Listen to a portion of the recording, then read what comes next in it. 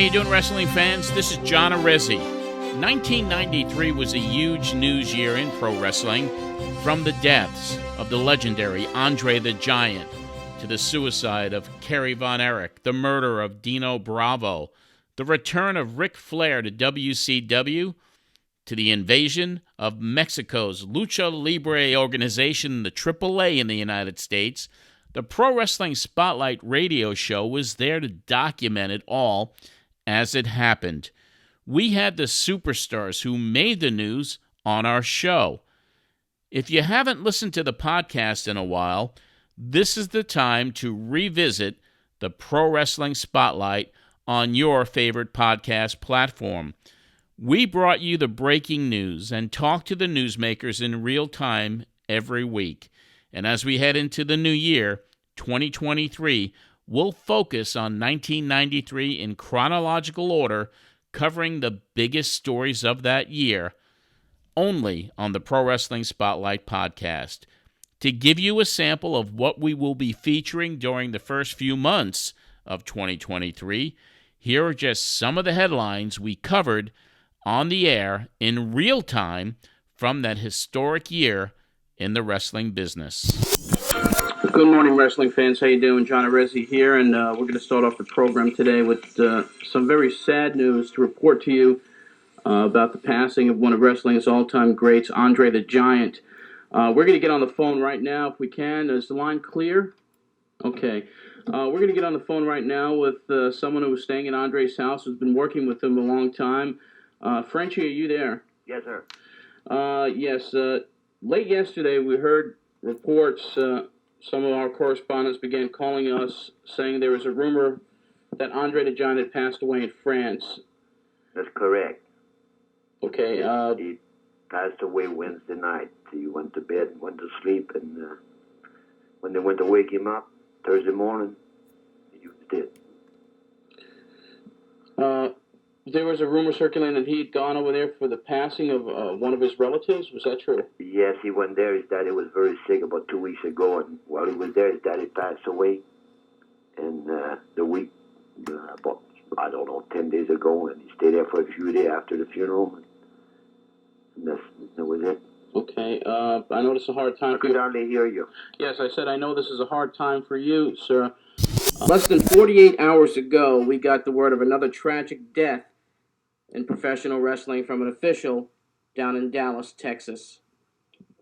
Okay, Kerry Atkinson, 33, was found dead about 2:50 p.m. by his father. And this was Thursday, February 18th. Kerry was the third son to die, apparently of suicide, since 1987. And his death leaves one brother out of 6 alive since a string of tragedies began in 1959. Okay, the father found the son's body in a blackberry vine thicket on the family's 140-acre ranch in the Shady Shores community of Denton County. He had a single gunshot wound to the chest from a .44 caliber Magnum handgun. Okay, he was scheduled to compete tonight against the wrestler billed as the Angel of Death at the Dallas Sportatorium. Okay. And Dallas Criminal District Judge Larry Baraka signed an arrest warrant this week after Kerry was indicted on the charge of cocaine. Okay, Terry Funk is there, and he is joining us from from the Double Cross Ranch. Terry, are you there? Am I there? Is this John Arezzi? Yes, sir. How you doing, Big John? I'm running around the Texas Panhandle right now. Always having fun. Having a hell of a time out here. Well, I'd like to introduce you to Mr. Should I mention your name? Yeah. Carlos Espada, known as Konnan down in Mexico. Carlos, say hello to Terry Funk. Hello, Mr. Funk. I'm a big fan of yours, and it's a pleasure to say hi to you. Carlos, I've watched you 1,000,000 times on TV. You are wonderful. And we're going to talk. You are wonderful, Carlos. I think you're wonderful. Thank you very much. Well, in a way, you're one of my mentors, so to speak, and I've tried to learn a lot from you, and I think I have. Well, I hope so. I don't know how good that is, really. Gosh, you might have picked the wrong person to learn from. You know? You're the best. Okay. Well, I appreciate that. I don't know if I really am or not. But, okay, gentlemen. How's everything going? Well, for me, fine. Well, there's a situation that developed yesterday in WCW. I guess you received notice that you were terminated from your position there, effective immediately. Yeah, that's a very accurate statement. And there's been a lot of talk over the last several months since Cowboy Bill Watts took the position as executive vice president that you two really didn't see eye to eye, or for some reason you grated on his nerves. He didn't appreciate you. He didn't want you around. Can you fill us in on exactly what transpired that led up to this termination from the company? Sure, it's really simple. As evidenced by the fact that the man initiated several buyouts of people's contracts within a certain fiscal year, as evidenced by the fact that a lot of people are gone, as evidenced by the fact that a lot of people weren't renewed that should have been renewed, in my opinion, as evidenced by the fact that he himself has said that he needed to cut payroll, which is understandable in the given situation. Bill Watts did not think that a manager such as myself should make the type of money that I was contracted to make for the next 2 years. I signed my contract April 1st of '92, which is shortly before he came in. And this was under King Alan Fry. And when Bill Watts came in, not even 2 weeks into his reign, I started to receive on-the-record phone calls from people within his administration, people right near the top of his administration saying, oh, wait a minute, you're making this kind of money and you have this type of deal now how the hell did you get that? And they were very brazen about it. They did not try to hide this. They left messages for me. It was on the record conversations, and just to the point where his right hand man finally said to me, he said, you're going to need to redo this deal. When you're talking about his right hand man, it's Jim Ross. Okay. And I mean, he just said to me one day, out, you're going to need to redo this deal. And I said, well, this deal is good from April 1st, 92 to April 1st, 94. And, I'm going to honor it. I tell you, that you've been making a lot of news recently. You disappeared from the World Wrestling Federation. My ears have been ringing. Yes, your ears have been ringing, and that happened in November. Now, can you tell us in your own words what happened in November that you just suddenly disappeared from the scene? I had a contractual dispute with Vince McMahon and the World Wrestling Federation, and it was over.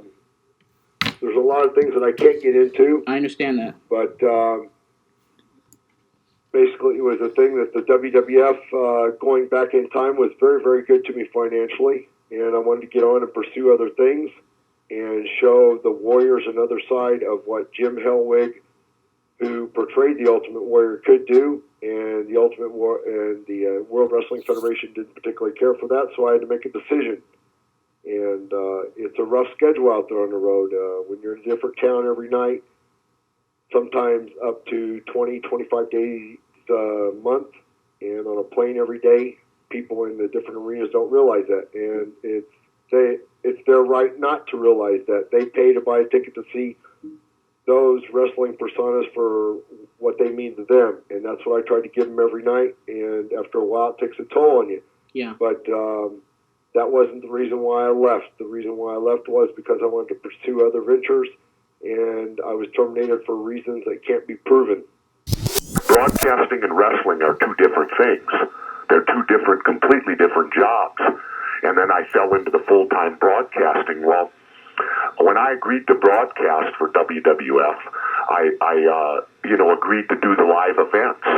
And I never gave away any rights or signed away any rights where WWF could take these live events, put them to videotape, and then sell them and rent them for money without at least giving me some type of royalty payment. And that's the main contention of my case, is that the WWF has made millions upon millions of dollars. It's astronomical what they've made in the videotape market, and they basically haven't paid anybody anything except themselves.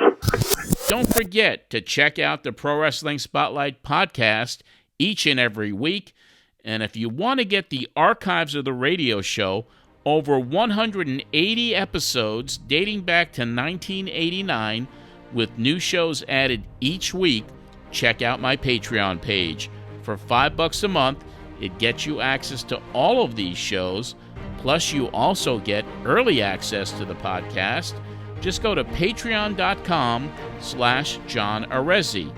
You won't want to miss a single episode of the Pro Wrestling Spotlight podcast, where we relive the history of our business with vintage audio from that time period each and every week. Thanks for checking out this preview. Don't forget, subscribe to our channel on YouTube and listen each week on your favorite podcast platform.